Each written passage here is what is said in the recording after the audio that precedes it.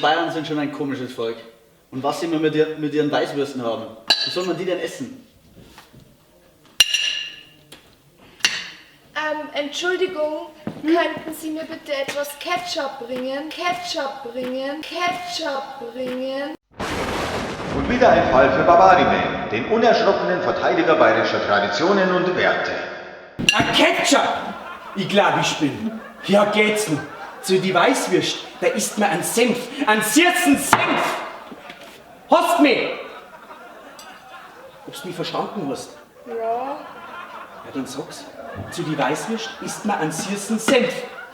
Zu den Weißwürsten isst man süßen Senf. Ja, also, geht doch.